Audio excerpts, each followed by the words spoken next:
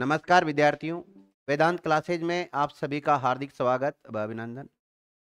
विद्यार्थियों, बीकानेर का राठौड़ वंश पढ़ रहे हैं हम। क्या पढ़ रहे हैं? बीकानेर का राठौड़ वंश। इसमें काफी शासकों के बारे में हमने अध्ययन कर लिया था और अब हम पढ़ेंगे दलपत सिंह के बारे में। और इनका शासनकाल रहेगा 1612 से लेकर 1613 ईस्वी तक। और इस समय भारत के जो मुगल बादशाह है वो कौन है? जहांगीर। तो जहांगीर के समकालीन थे। इससे पहले देखा होगा आपने, अ, सबसे पहले बीकानेर में राठौड़ वंश का संस्थापक कौन है? राव बीका। इसने बीकानेर में, जिसे पहले जांगल प्रदेश के नाम से जाना जाता था, वहां पर राठौड़ वंश की स्थापना की थी। और इसका शासनकाल कब से शुरू होता है? 1465 से लेकर 1504 तक होता है विद्यार्थियों। और आपको पता है इसी शुरुआत में 1465 में तो ये अपनी राजधानी कोडमदेसर को बनाता है। फिर बाद में 1488 में अपनी राजधानी किसको बना लेता है? बीकानेर को बना लेता है, बीकानेर की स्थापना कर देता है। फिर उसके बाद में रावनरा बनता है। कब बनता है? 1504 से लेकर 1505 तक बनता है। फिर इसके बाद में अगला जो शासक बनता है तो राव लूणकरण बनता है विद्यार्थी। कौन बनता है? राव लूणकरण बनता है। और इसका शासनकाल कब से कब तक रहता है? 1505 से लेकर 1526 तक रहता है। फिर इसके बाद में जो अगला शासक बनता है वो राव जयसिंह बनता है। और इसका शासनकाल स्टार्ट होता है 1526 से लेकर 1541 तक। पढ़ते नहीं हो, रिविजन नहीं करते हो क्या? बोला करो फिर। और इसी के समय एक युद्ध होता है पाईबा या साहिबा का। फिर अगला कौन बनता है? राव कल्याणमल बनता है। ये कब से कब तक रहता है? 1541 से लेकर 1574 तक रहता है विद्यार्थियों। राव कल्याणमल के बाद में जो अगला शासक बनता है, राव कल्याणमल का बड़ा बेटा राय सिंह बनता है। राय सिंह का जो शासनकाल है वो कब से कब तक रहता है? 1574 से लेकर 1612 तक। अब राय सिंह के बाद में जो अगला शासक बनता है वो कौन बनता है? दलपत सिंह बनता है विद्यार्थियों। कौन सा बनता है? दलपत सिंह। देखो इसका टाइम पीरियड बहुत ही कम रहा है, 1612 से लेकर 1613 तक। देखिएगा, यह मुगल बादशाह जहांगीर के समय, यह मुगल बादशाह जहांगीर के समय बीकानेर का शासक बना था।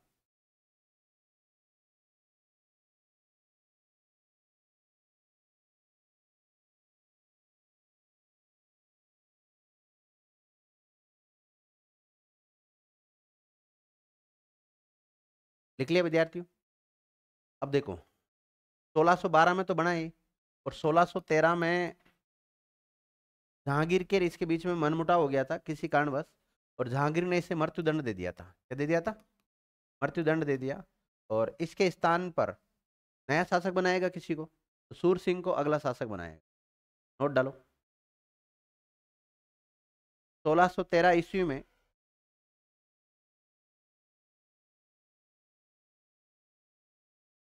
जहांगीर के द्वारा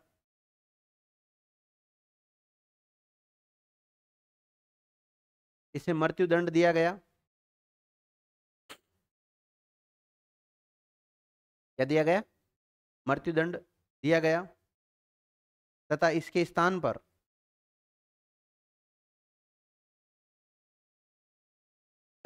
सूर सिंह को बीकानेर का शासक बनाया। तो बनाया सूर सिंह को बीकानेर का शासक बनाया।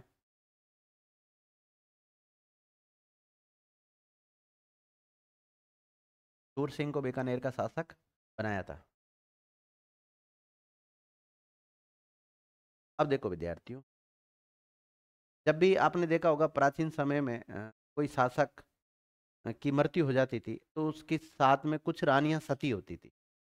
तो ऐसे कहते हैं जब इसकी मृत्यु हुई थी तो उस समय 6 रानियां सती हुई थी। देखिएगा, इसकी मृत्यु के समय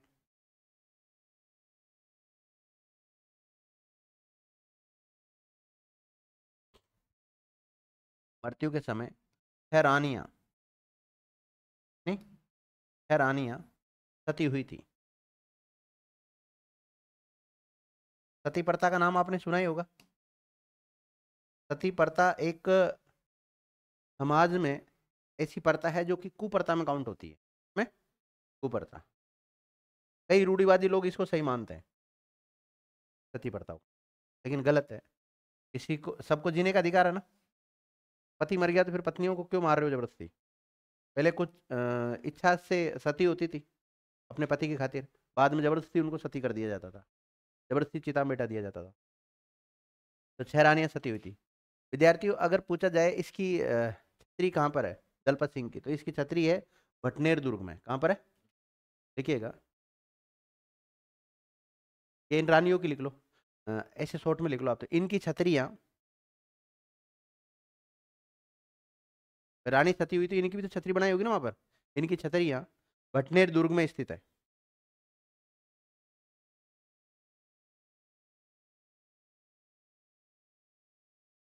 अब बताओ बीकानेर का अगला शासक कौन बनेगा? सूर सिंह बनेगा, तो हेडिंग डाल लो सूर सिंह।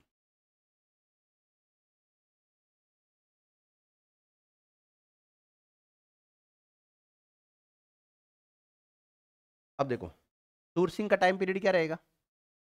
1613। 13 का उल्टा करो क्या होगा? 31 तक। 1613 से 1631 तक।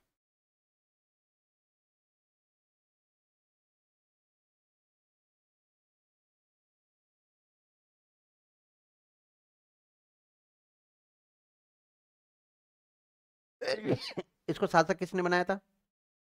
जहांगीर ने। किसके स्थान पर? दलपत सिंह के स्थान पर। देखो इसे जहांगीर ने दलपत सिंह के स्थान पर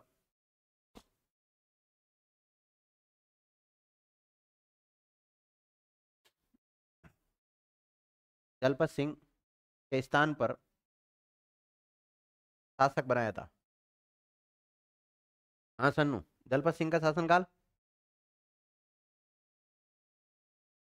1613 को मृत्युदंड दे दिया था। इसके स्थान पर किसको बना दिया था? सूर सिंह को बना दिया था। देखो विद्यार्थियों, क्या सूर सिंह मुगलों को सपोर्ट करेगा? यस या नो? करेगा ना, मुगलों ने बनाया है, मुगलों के अधीन अधीन रह के ही शासन कर रहा है। तो लिखिएगा सूर सिंह ने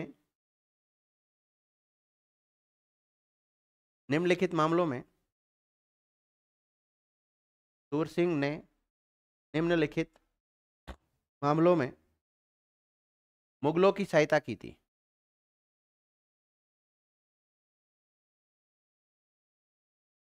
मुगलों की सहायता, निम्नलिखित मामलों में मुगलों की सहायता की।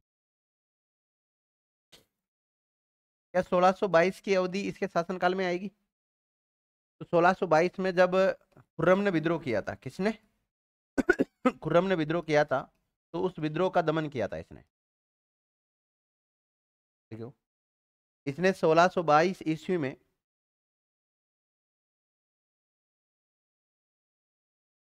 खुर्रम के विद्रोह को,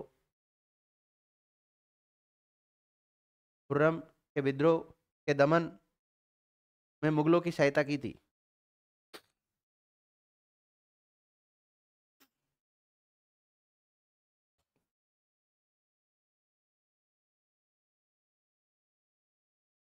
लिख लिया?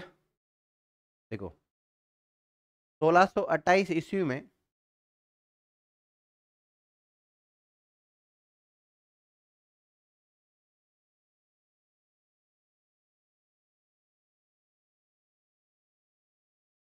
झुंझार सिंह बुंदेला, झुंझार सिंह बुंदेला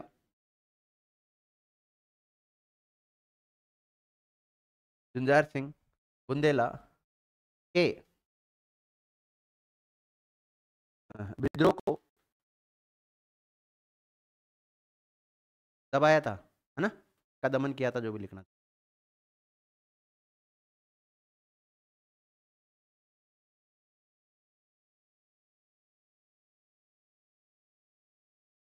देखो 1629-30 में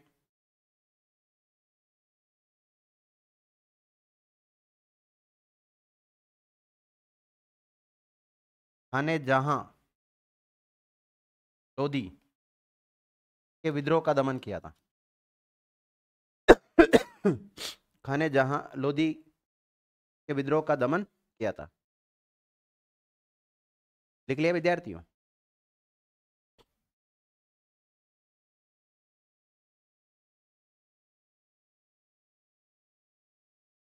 तो सूर सिंह ने कौन कौन से विद्रोह का दमन कर कर मुगलों का साथ दिया था? खुर्रम ने जो विद्रोह किया था उसका दमन करने में मुगलों की सहायता की थी। जुझार सिंह बुंदेला ने जो विद्रोह किया था उसका दमन करने में मदद की थी। और 1629-30 में जो खाने जहां लोदी ने विद्रोह किया था उसका दमन करने में भी इसने मदद की थी। विद्या किसने? सूर सिंह ने। किसकी मदद कर रहा है? कहाँ का शासक है ये? बीकानेर का। 1631 में विद्यार्थी इसकी डेथ हो जाती है।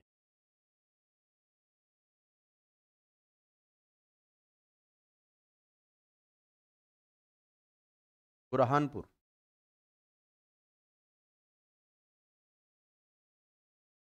देखो 1631 ईस्वी में बुरहानपुर में इसकी मृत्यु हो गई थी।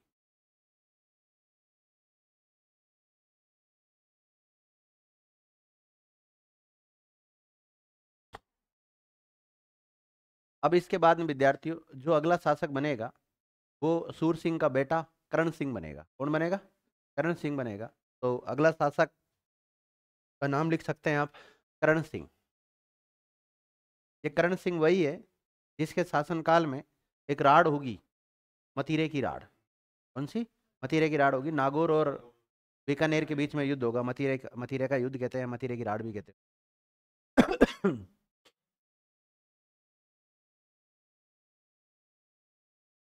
देखो कई जगह 69 मिलता है, कई जगह 68 मिलता है। आप लिख लो 1631 से 69 तक।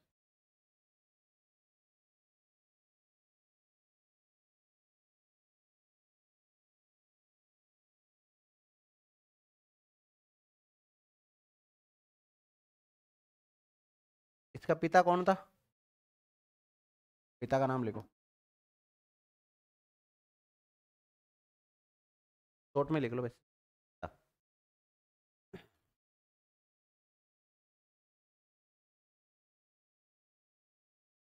विद्यार्थियों ये बीकानेर का शासक बन रहा है। कहाँ का बन रहा है? बीकानेर का। और इस समय आपको पता है शाहजहां का शासन स्टार्ट हो जाता है। क्या? मुगल बादशाह शाहजहां का शासन स्टार्ट हो जाता है। और शाहजहां के अंतिम समय में 1657-58 के आसपास है ना, शाहजहां बीमार हो जाता है। और इसके 4 पुत्रों में उत्तराधिकारी संघर्ष शुरू हो जाता है। ये उत्तराधिकारी संघर्ष किस किस के बीच में हुआ था? देखो शाहजहां किसको बनाना चाहता था? दारा सिकों को बनाना चाहता था। इसके अन्य भाई कौन थे दारा सिकों के? शाह सुजा, मुराद और औरंगजेब।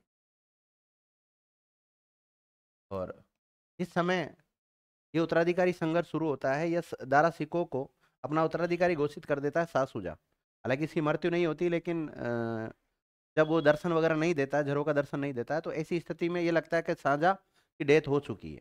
वास्तव में डेथ नहीं हुई थी। वास्तव में तो क्या हुआ था, वो उस समय बीमार हुआ था केवल। तो ऐसी स्थिति में जब औरंगजेब दक्षिण अभियान पे गया हुआ था, दक्षिण भारत में था, तो दक्षिण भारत में जैसे इसको पता लगता है तो फिर ये आगरा की तरफ बढ़ता है और लास्ट में अपने भाइयों से युद्ध करता हुआ और शासक बन जाता है, अगला मुगल बादशाह बन जाता है। तो हम ये कह सकते हैं कि जब उत्तराधिकारी संघर्ष हुआ था तो बीकानेर का जो शासक था वो कौन था? करण सिंह था। और इसने शुरुआत में तटस्थता की नीति का अनुसरण किया था। वो जोधपुर वालों की तरह नहीं था जो दारा सिकों के साथ हो जाए। जोधपुर का जसवंत सिंह हुआ था ना। अब इसने अगर इसमें तटस्थता की नीति का अनुसरण किया है और बाद में अपने बेटों को भी इसकी औरंगजेब की सहायता हेतु भेज देगा ये, तो औरंगजेब का विशेष कृपा पात्र रहेगा कि नहीं रहेगा? और इसके समय कौन कौन हिंदुस्तान के बादशाह होंगे? एक तो शाहजहां और दूसरा औरंगजेब। तो कौन से दो मुगल बादशाहों के समय शासन किया था इसने, है ना? का नाम क्या क्या है? शाहजहां और औरंगजेब। देखिएगा,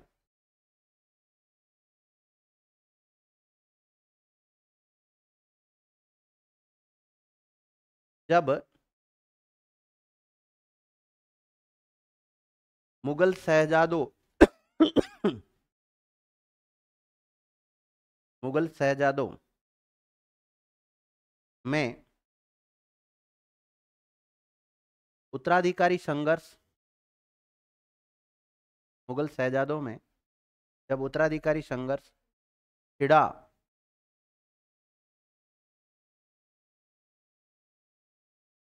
तो उस समय करण सिंह तटस्थ रहा। कह रहा था तटस्थ रहा। लेकिन जब युद्ध में उत्तराधिकारी संघर्ष हुआ ना, लेकिन जब युद्ध में औरंगजेब का पलड़ा औरंगजेब का पलड़ा भारी हुआ, तो करण सिंह ने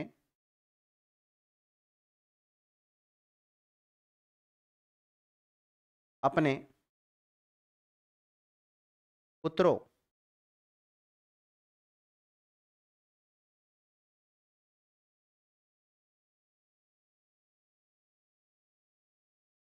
अपने पुत्रों, ब्रैकेट में नाम लिख लो, पदम सिंह और केसरी सिंह। अपने पुत्रों, ब्रैकेट में पदम सिंह और केसरी सिंह को औरंगजेब की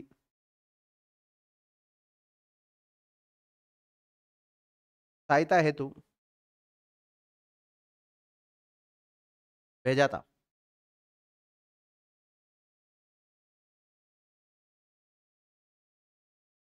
समझ गए?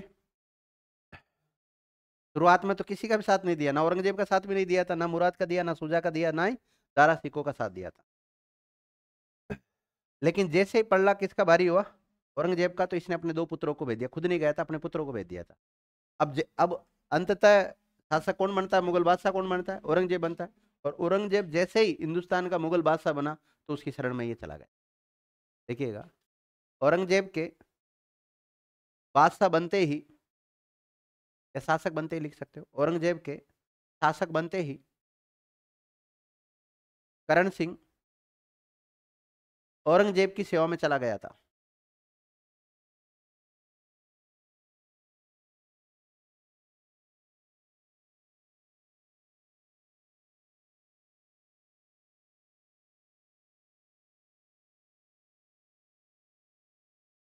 अब औरंगजेब इसको काफी सपोर्ट करता था, मतलब, है ना? देखिएगा, ये औरंगजेब का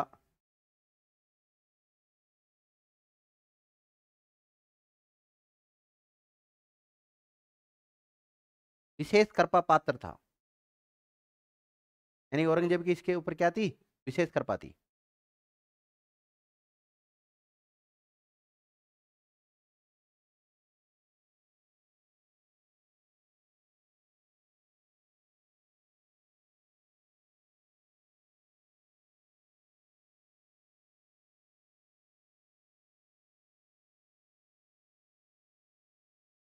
आपने कई बार सुना होगा कि भारत की सीमा अटक से कटक तक, अटक से कटक तक, जम्मू कश्मीर से कन्याकुमारी तक। तो अटक से कटक क्या है?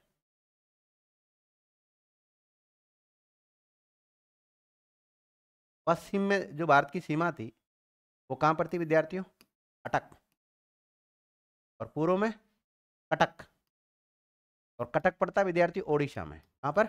ओडिशा में। और अटक पड़ता है पंजाब में। कहां पर? पंजाब में। तो औरंगजेब ने जब अटक का अभियान किया था, कौन सा?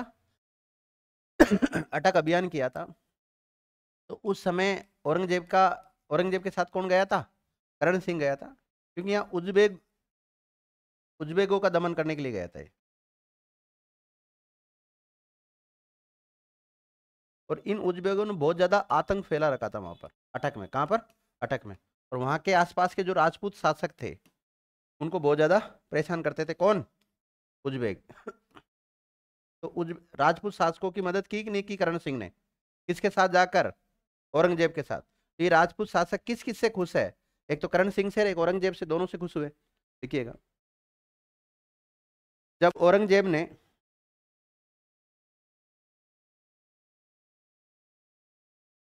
अटक अभियान, कौन सा अभियान? अटक, अटक पड़ता है पंजाब में। अटक अभियान के तहत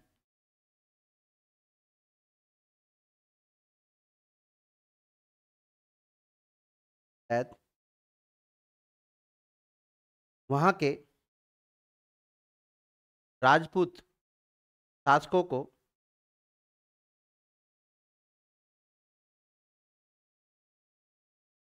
राजपूत शासकों को उज्बेगों के आतंक से बचाया था। उज्बेगों के आतंक से बचाया था।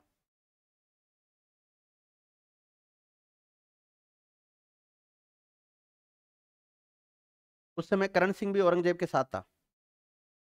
उस समय करण सिंह भी औरंगजेब के साथ था।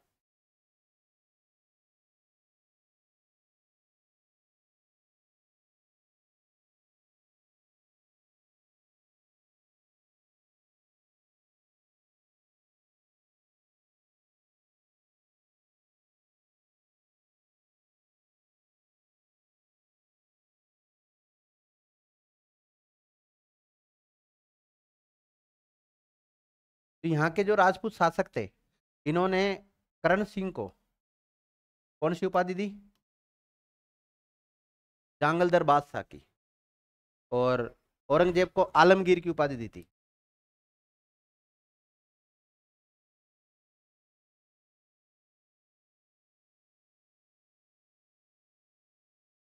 भाई इनको मुक्ति दिलाई थी ना इन्होंने। लिखिएगा, यहाँ के राजपूत शासकों ने यहाँ के राजपूत शासकों ने करण सिंह को जांगलधर। भाई करण सिंह कहाँ का शासक था? बीकानेर का। बीकानेर को प्राचीन समय में किस नाम जाना जाता था? जांगल प्रदेश के नाम से जाना जाता था, इसलिए जांगलधर बादशाह की उपाधि थी। करण सिंह को जांगलधर बादशाह की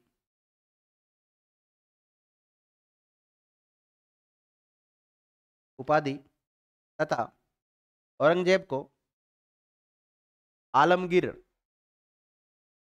की उपाधि दी थी।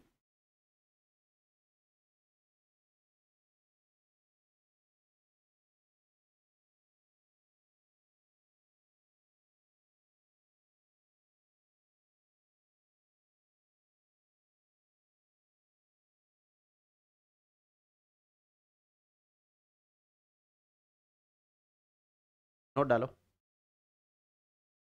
बीकानेर के एक शासक बनेंगे विद्यार्थियों बाद में अनूप सिंह। कौन से बनेंगे? अनूप सिंह। तो अनूप सिंह के समय एक ग्रंथ है विद्यार्थियों, सुख सप्तती। इसमें भी इनको जांगलदर बादशाह कहा गया है। देखिएगा नोट, अनूप सिंह के समय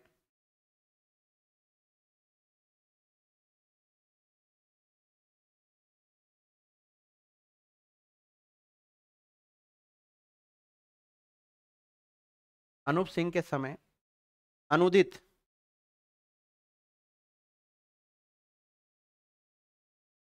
चिंतामणि ग्रंथ के, नहीं सॉरी एक मिनट, क्या लिखा है?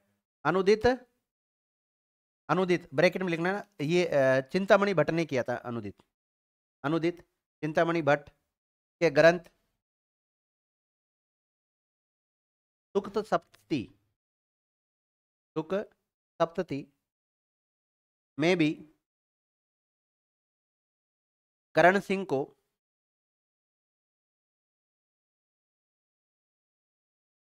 जांगल का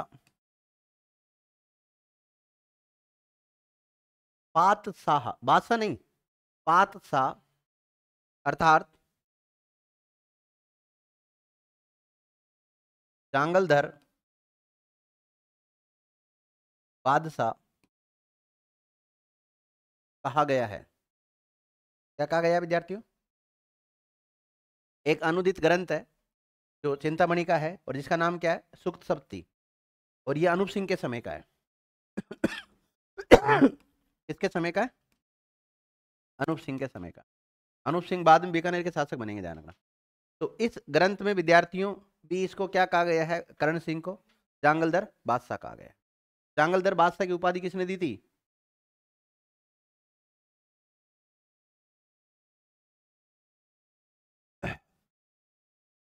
अब देखो,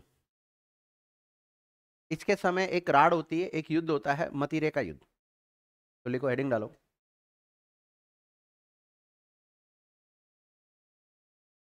मतीरे का युद्ध।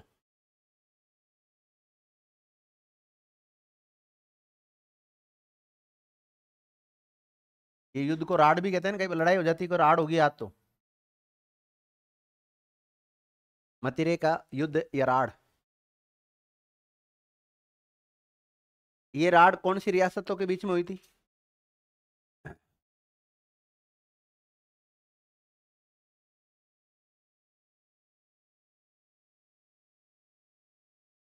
देखिएगा, यह है युद्ध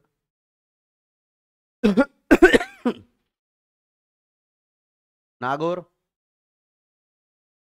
और बीकानेर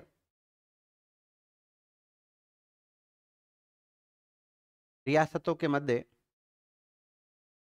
हुआ था। बीकानेर का शासक कौन था? करण सिंह। और नागौर का शासक कौन था? अमर सिंह। राठौड़ राठौड़ आपस में है ना, दोनों राठौड़ है, करण सिंह और अमर सिंह।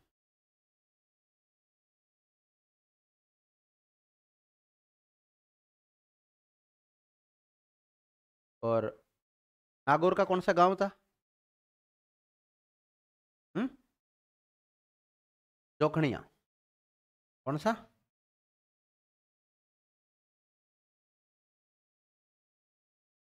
जोखड़िया। और बीकानेर का? हिलवा।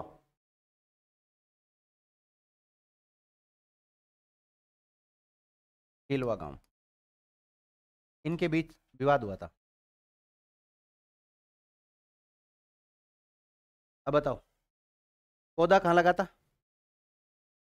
नागौर में लगा था या बीकानेर में लगा था?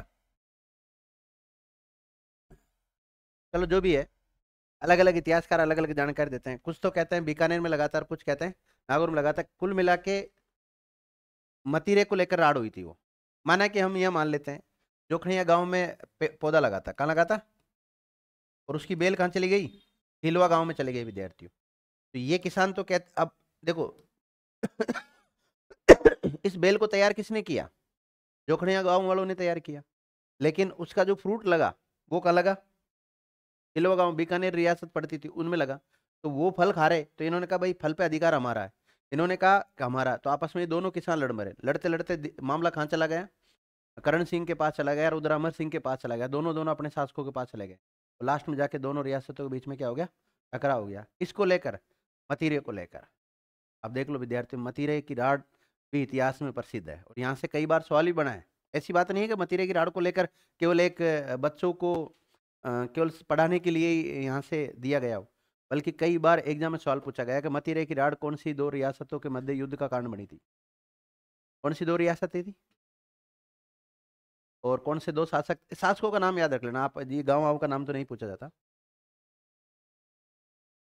अमर सिंह और जीता कौन था इसमें? करण सिंह। लिखो, इस युद्ध में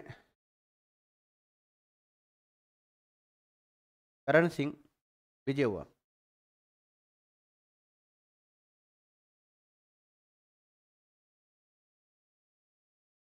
ये लिखा दिया कि विद्यार्थियों ये दो मुगल बादशाहों के समकालीन था, नहीं लिखा है शायद। देखिएगा, करण सिंह दो मुगल बादशाहों के समकालिक था।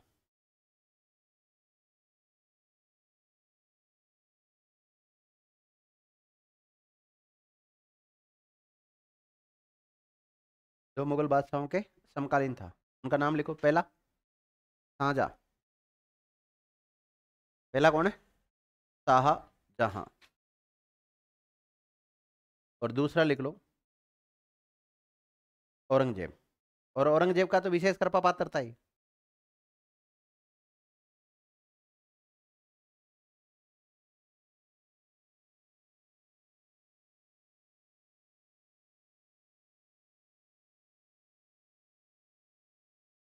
देखो, इसके दरबारी विद्वान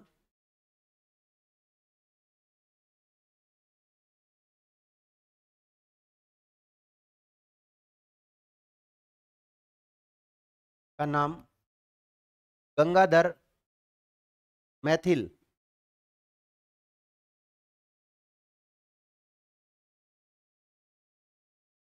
कई जगह दूसरा नाम भी मिलता है, गंगानंद मैथिली। गंगाधर मैथिल, ब्रैकेट में गंगानंद मैथिल था, जिसने करणभूषण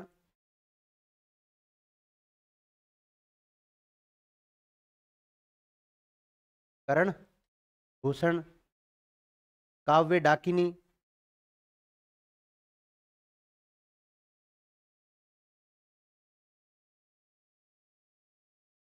काव्य डाकिनी जैसे ग्रंथों की रचना की थी।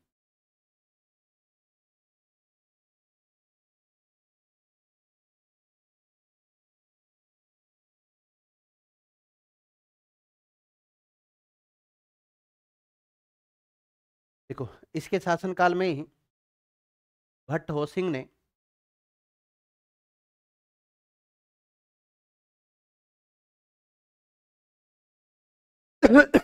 भट्ट होसिंग ने कर्णावतास नामक ग्रंथ की रचना की थी।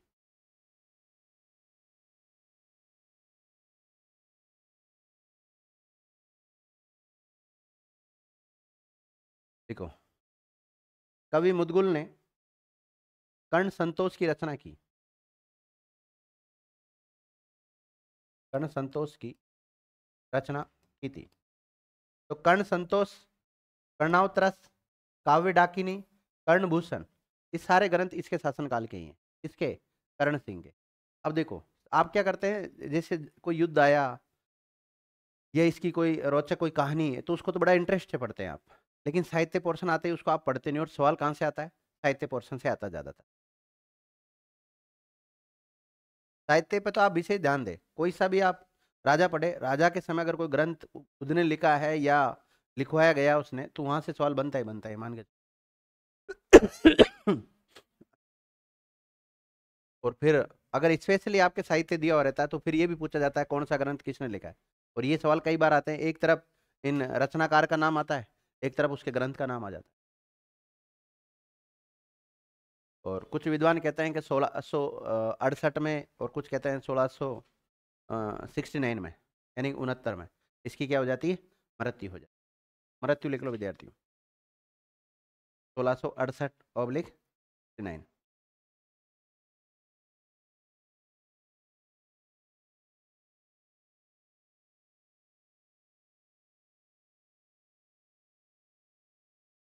अब बीकानेर का जो अगला शासक है, वो कौन बनेगा? अनूप सिंह बनेगा।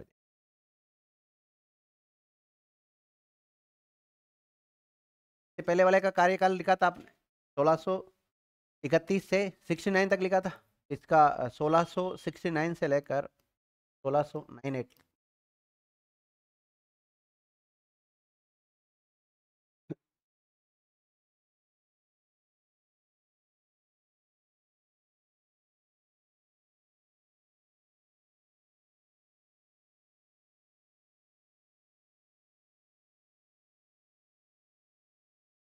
लिख लिया विद्यार्थी?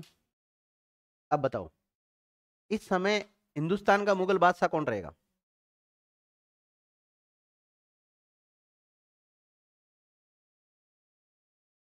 हिंदुस्तान का मुगल बादशाह औरंगजेब।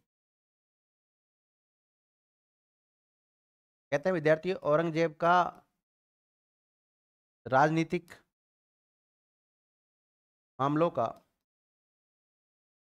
सलाहकार था, एडवाइस देता था उसको, मतलब इसका मतलब एक विद्वान व्यक्ति होगा। कैसा था ये? विद्वान व्यक्ति था। लिखिएगा। महाराजा अनूप सिंह एक प्रकांड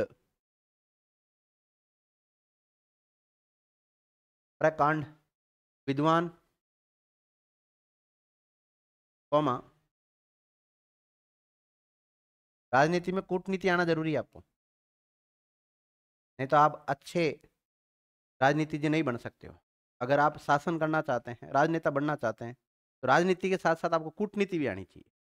कूटनीति का मतलब है भाई अपना जो दुश्मन है या अपना जो भी प्रतिद्वंदी उसको कैसे हराना है आपको, श्याम दाम दंड भेद कैसे भी करके वो हारना चाहिए। जैसे कई नेता होते हैं ना आज बनते लीडर, लेकिन वो कहते हैं मैं तो ईमानदार हूँ, वो रहे अगले को मैं तो कुछ नहीं कहूंगा, लेकिन जहाँ भी सल्टाने की आवश्यकता पड़े अगले को सल्टा दो, तभी आप आगे राजनीति में सक्सेस हो सकते हो, नहीं तो नहीं हो सकते। ये बात कोई आज की नहीं लिखी हुई है। आप जैसे अर्थशास्त्र को पढ़ते हैं, कौटिल्य का अर्थशास्त्र, उसमें भी ऐसी बातें लिखी हुई।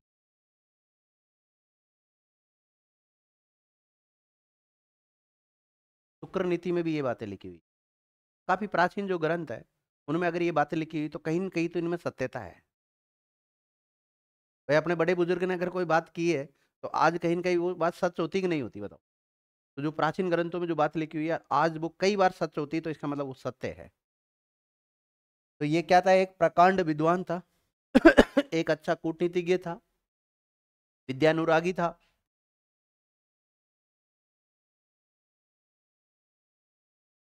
संगीत प्रेमी था,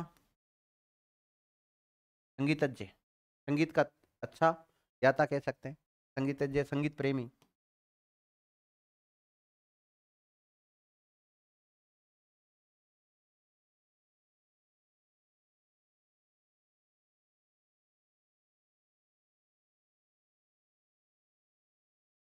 देख लिया? लिखो, ये औरंगजेब का राजनीतिक सलाहकार भी था।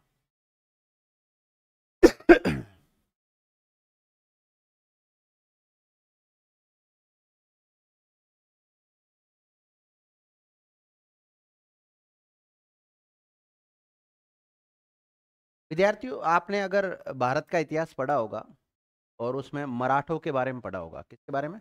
मराठों के बारे में पढ़ा होगा, तो उसमें आपको पता है मराठों का जो शासन रहा है वो सतारा महाराष्ट्र के आसपास रहा, मुख्य रूप सतारा रायपुर वगैरह उधर रहा है। मुख्य रूप से हम महाराष्ट्र कह सकते हैं, महाराष्ट्र के आसपास क्षेत्रों में।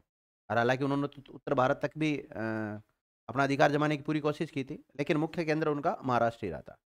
तो औरंगजेब आपको पता है शासक नहीं बना था, उससे पहले भी दक्षिण भारत में ही रहता था।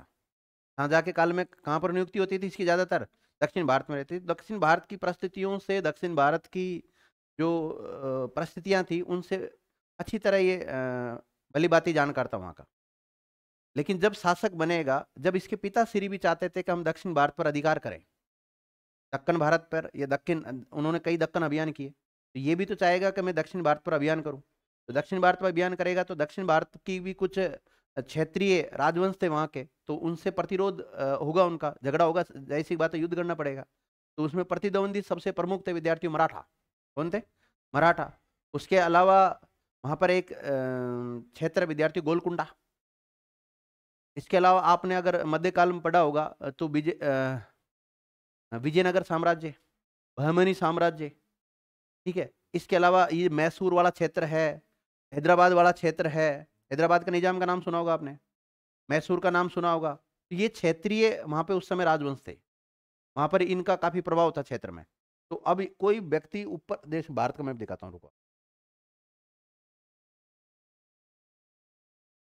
जैसे ये, अब ये शासन करते थे विद्यार्थियों, हाँ, उत्तर प्रदेश या तो आगरा या दिल्ली, यहीं रहा है इनका मुख्य रूप से केंद्र। भाई मुगलों का केंद्र कहाँ रहा है?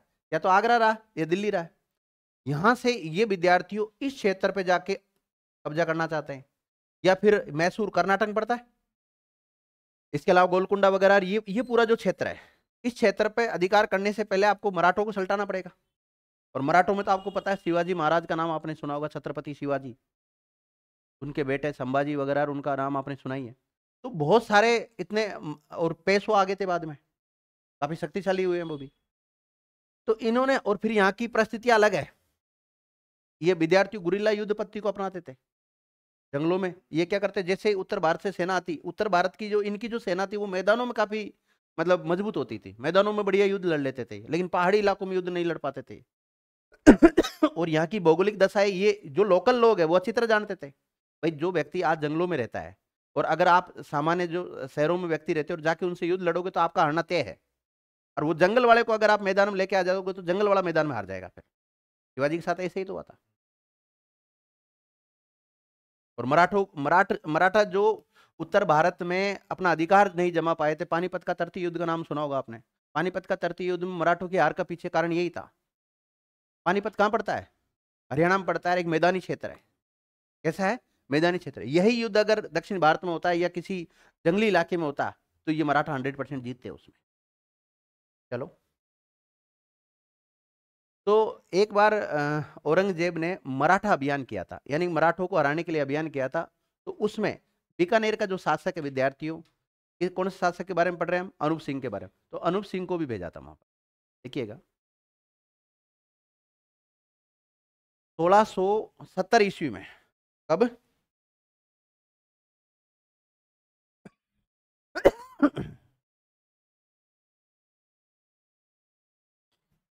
1670 ईस्वी में औरंगजेब ने बीकानेर के शासक अनूप सिंह को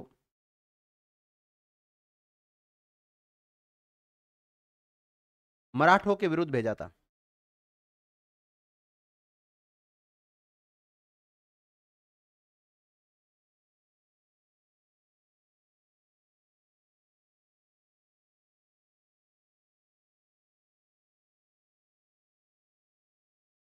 एक बीजापुर क्षेत्र भी हुआ दक्षिण भारत में, और वहां के जो शासक है वो आदिल शाही कहलाए, क्योंकि आदिल शाह वंश का वहां पे शासन रहा है, इसलिए वो आदिल शाही कहलाए। तो मराठा अभियान पर भेजा था। इसके अलावा जब ये बीजापुर पे अभियान करेगा औरंगजेब, किस पर? बीजापुर, गोलकुंडा, बीजापुर और गोलकुंडा पे जब ये घेरा डालेगा, तो उस समय भी करण सिंह औरंगजेब की सेना के साथ ही थे। देखिएगा, 1685-86 में, 1685-86 में औरंगजेब के बीजापुर, औरंगजेब के बीजापुर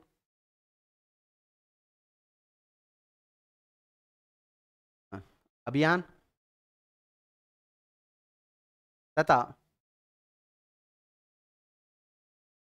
पहले बीजापुर आता है बाद में गोलकुंडा आता है, तथा 1687 के गोलकुंडा अभियान में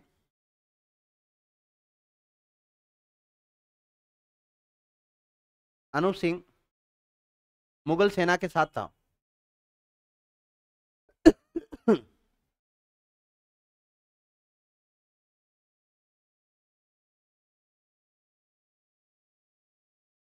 देख लिया? कहने का मतलब यह है, औरंगजेब एक मुगल है, और उन्होंने जब गोलकुंडा का बीजापुर का जो अभियान किया था तो उसमें बीकानेर का शासक अनूप सिंह भी शामिल था। कहने का मतलब कब किया था वो? 1685-86 में तो किया था, बीजापुर का अभियान किया था, और उसके एक साल बाद में कौन सा किया था? गोलकुंडा अभियान किया था, तो उसमें भी ये साथ था। उसके अलावा जब 1670 में मराठा अभियान किया था तो उस समय भी ये मुगलों के साथ गया था दक्षिण भारत में। देख लिया? बीकानेर में विद्यार्थी, एक कला का नाम सुना होगा आपने, उस्ता कला। तो उस्ता कला का गोल्डन पीरियड किसका शासनकाल कहलाता है? देखिएगा, इसके समय या इसका काल उस्ता कला का स्वर्ण काल कहलाता है। उस्ता कला का क्या कहलाता है? स्वर्ण काल कहलाता है। क्या है? देखो विद्यार्थी, जीवित ऊंट पे नहीं की जाती उस्ता कला, ध्यान रखना, उसकी चमड़ी पे की जाती है। ये नहीं जीवित ऊँट पे ही कर दो मीनाकारी, नो, उस पर तो ये बालों की ये कटिंग वगैरह होती है, ये मैटर अलग होता है। तो लिखिएगा उस्ता कला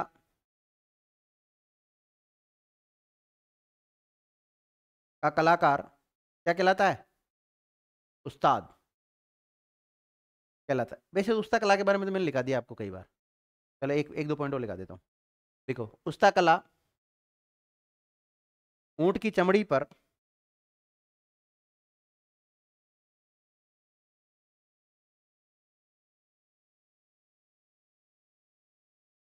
ऊंट की चमड़ी पर सोने की मीनाकारी की जाती है। ऊंट की चमड़ी पर क्या की जाती? सोने की मीनाकारी, मतलब सोने के जो तार होते हैं उससे काम किया जाता है।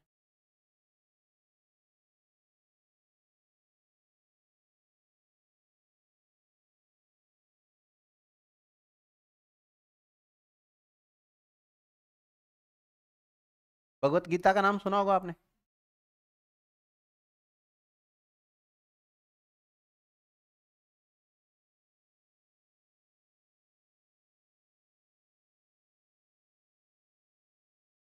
तो विद्यार्थियों इसके शासन काल में ही गीता का राजस्थानी भाषा में क्या हुआ था?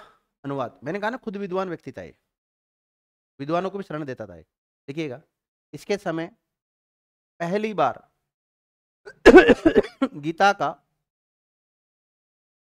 राजस्थानी भाषा में अनुवाद किया गया।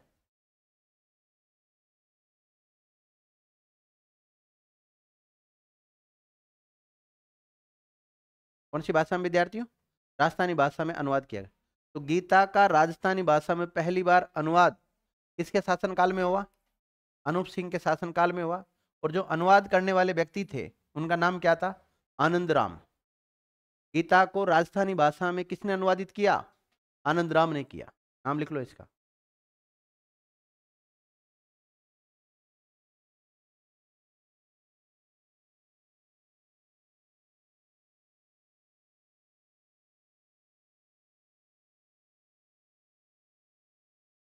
अब अनूप सिंह एक विद्वान व्यक्ति है तो ग्रंथ तो लिख ही सकता है। लिखो अनूप सिंह ने निम्नलिखित ग्रंथ लिखे।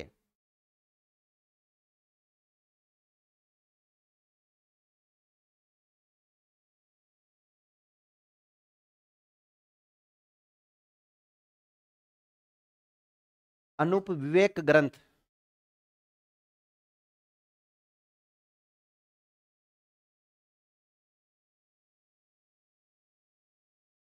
काम प्रबोध ग्रंथ,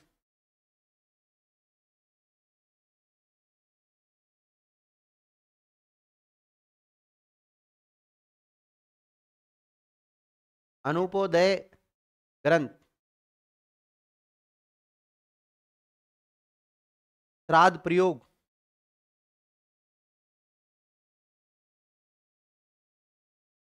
ग्रंथ, चिंतामणि,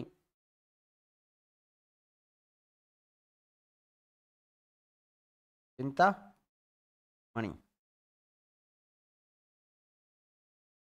नोट डालो।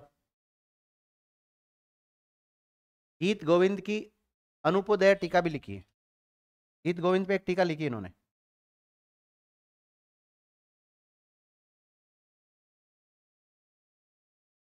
गीत गोविंद पर टीका लिखी जिसका नाम क्या है? अनुपोदय टीका। अनुपोदय, संधि हो रही है यहाँ? अनूप धन उदय, अनुपोदय जब ही तो हो रहा है। देखो हो रही कि नहीं हो रही? जब जाके अनुपोदय शब्द बना है। अनुपोदय टीका, गीत गोविंद पर टीका लिखी इन्होंने, इस नाम से लिखी थी, अनुपोदय टीका। ये सारे ग्रंथ किसने लिखे हैं?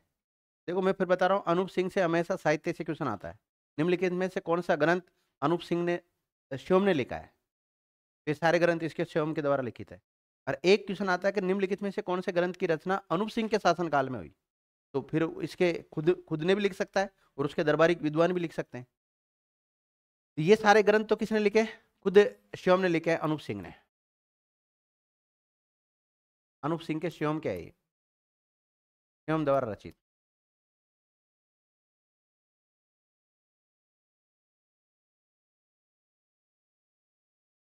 अब इसके दरबारी विद्वान थे तो उन्होंने भी लिखने का काम किया होगा, कुछ तो ग्रंथ लिखे होंगे। देखो इनके दरबारियों ने या इनके दरबारी विद्वानों ने निम्नलिखित ग्रंथों की रचना की। दरबारी विद्वानों ने निम्नलिखित ग्रंथों की रचना की। और कई बार ये विद्वानों के बारे में भी पूछ लेते हैं कि कौन सा विद्वान किस शासक के दरबार में था या नहीं था।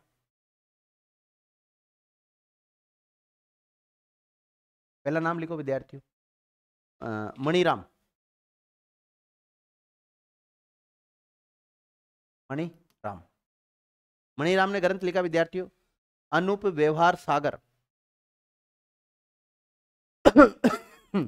अनूप व्यवहार सागर। तो अनूप व्यवहार सागर ग्रंथ किसने लिखा है? मणिराम ने। किसका दरबारी कवि था? अनूप सिंह का। और एक लिखा विद्यार्थियों, अनूप विलास।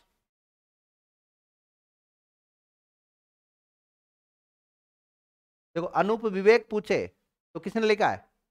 अनूप सिंह ने। लेकिन अनूप विलास मणिराम ने लिखा।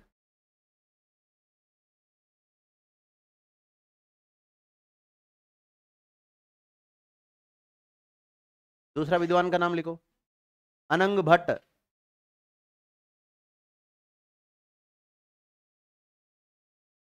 अनंग भट्ट। और अनंग भट्ट ने जो ग्रंथ लिखा उसका नाम लिखो, तीर्थ रत्नाकर। कौन सा लिखा है? तीर्थ रत्नाकर।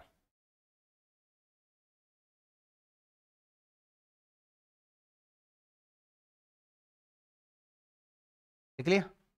तीसरा विद्वान का नाम लिखो, भाव भट्ट। भाव भट्ट।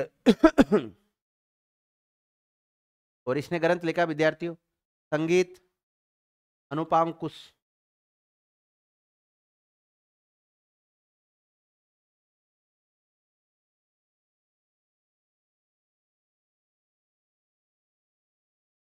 इसमें भी संधि हो रही है? हो रही कि नहीं हो रही बताओ? अनुपधन अंकुश। तो अनुपांकुश लिख लो आप। लिख लिया?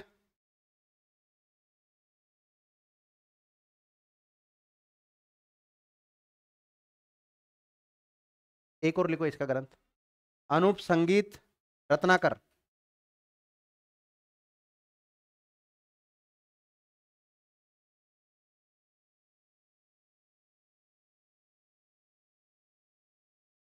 देखो तीर्थ रत्नाकर तो किसने लिखा है? अनंग भट्ट ने लिखा है। लेकिन अनूप संगीत रत्नाकार किसने लिखा है? भाव भट्ट ने लिखा है विद्यार्थी। और एक विद्वान और है वैद्यनाथ। वैद्यनाथ।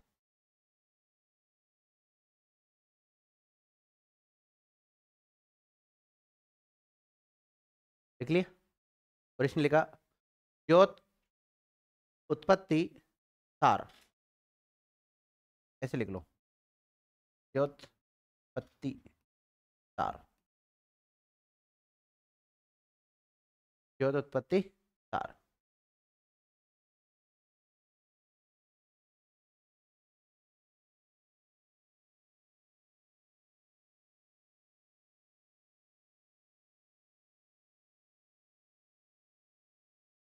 तो देखो कौन कौन से कितने सारे ग्रंथ हो गए विद्यार्थियों। अनूप विवेक किसने लिखा? काम प्रबोध, अनुपोदय, श्राद्ध प्रयोग, चिंतामणि, और गीत गोविंद पे एक टीका लिखी जिसका नाम अनुपोदय टीका है, ये किसने लिखी है? और अनूप व्यवहार सागर और अनूप विलास ये किसने लिखा है? मणिराम ने लिखा है। और अनंग भट्ट ने कौन सा लिखा है? तीर्थ रत्नाकर। और भाव भट्ट ने संगीत अनुपांकुश और अनूप संगीत रत्नाकर लिखा है। वैद्यनाथ ने कौन सा लिखा है? ज्योतित्पत्ति सार लिखा है विद्यार्थियों, लिखिएगा।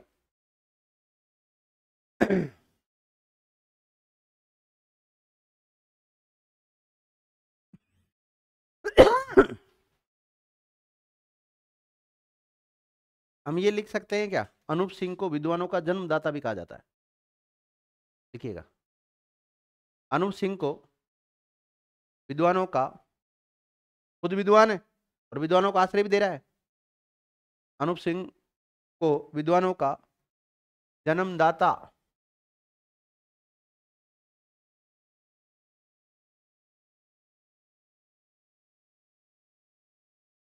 विद्वानों का जन्मदाता भी कहा जाता है।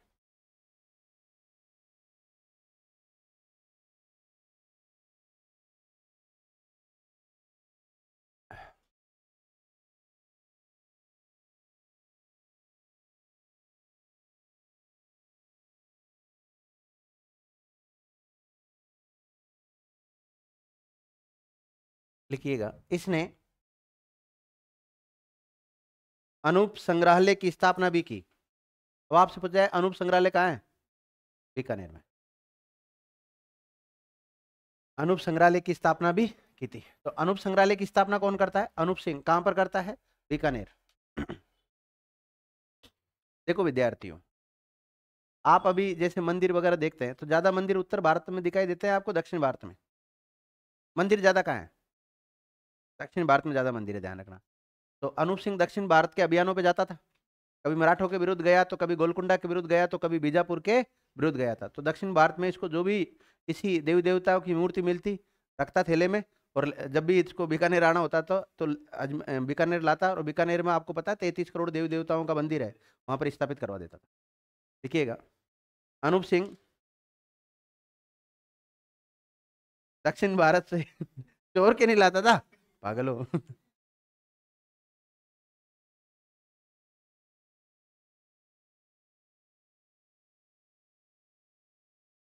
लिखिएगा, अनूप सिंह दक्षिण भारत से अनेक देव देवताओं की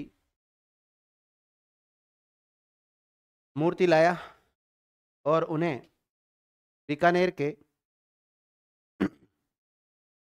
33 करोड़ देवी देवताओं के मंदिर में रखवाया था। आपसे पूछा जाए 33 करोड़ देवी देवताओं का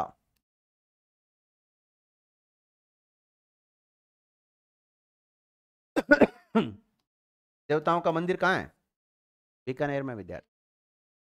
हाँ तो कहाँ बताओ। 33 करोड़ देवी देवताओं का मंदिर यहीं तो है। लिख लिया, ठीक है। इसी के साथ क्या हो गया, अनूप सिंह कंप्लीट हो गया। इस क्लास को यहीं विराम देते हैं।